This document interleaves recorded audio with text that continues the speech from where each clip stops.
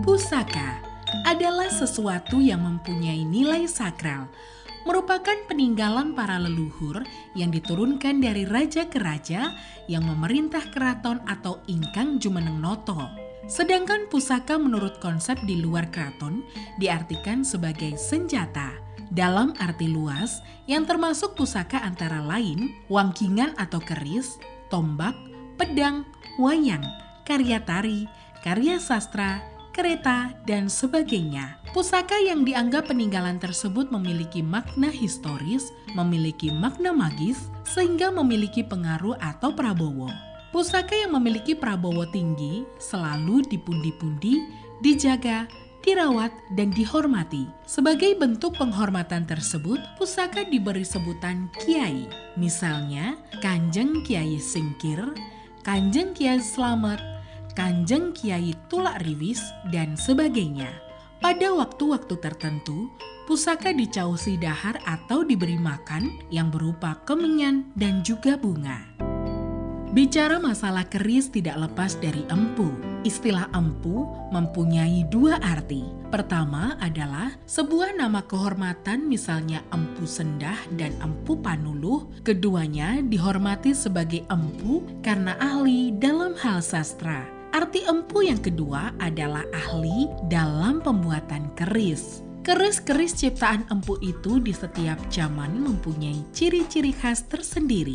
Ciri khas ini terletak pada segi garap dan kualitas besinya. Kualitas besi merupakan ciri khas yang paling menonjol. Sesuai dengan tingkat sistem pengolahan besi pada zaman itu, juga penggunaan bahan pamor yang mempunyai tahapan-tahapan pula.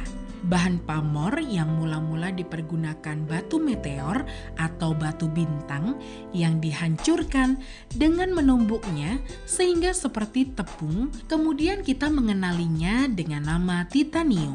Semacam besi warna yang keputihan seperti perak, besi titanium dipergunakan pula sebagai bahan pamor. Titanium mempunyai sifat keras dan tidak dapat berkarat, sehingga baik sekali untuk bahan pamor. Sesuai dengan asalnya di Prambanan, maka pamor tersebut dinamakan pamor Prambanan. Keris dengan pamor Prambanan dapat dipastikan bahwa keris tersebut termasuk bertangguh nom. Karena ditemukannya bahan pamor Prambanan itu pada zaman Kerajaan Mataram Kartosuro di tahun 1680 sampai 1744. Bila kita telah mengetahui tangguhnya suatu keris, maka kita lanjutkan dengan menelusuri empu-empu penciptanya. Keberadaan dunia perkerisan selalu syarat dengan karya-karya baru yang terus berkembang dari zaman ke zaman. Dari keris-keris lurus hingga keris-keris yang berliu. Ditambah dengan beraneka macam ragam hias dan bilahannya. Semua menuju ke arah maju, tetapi tidak meninggalkan pakem atau standarnya. Ragam hias itu berupa kepala hewan yang diletakkan pada gadi, misalnya kepala naga, anjing, singo barong, garuda, dan lain-lain. Dengan ditambahkannya bentuk-bentuk itu, sekaligus nama keris itu pun berubah.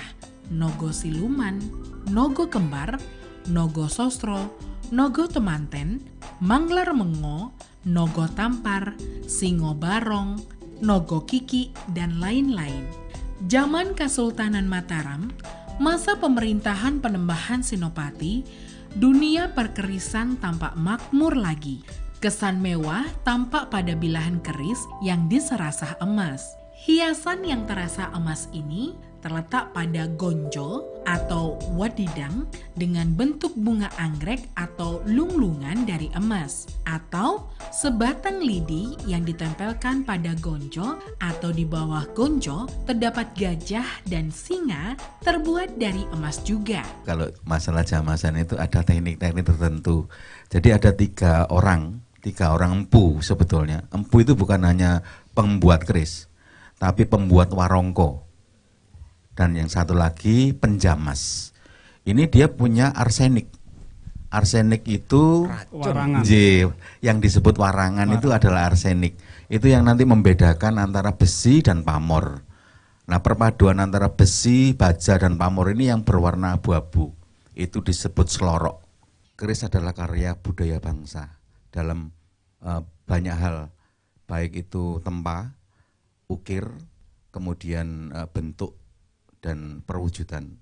Saya berharap keris itu bisa tetap lestari, tetap abadi, karena setiap daerah punya keris masing-masing.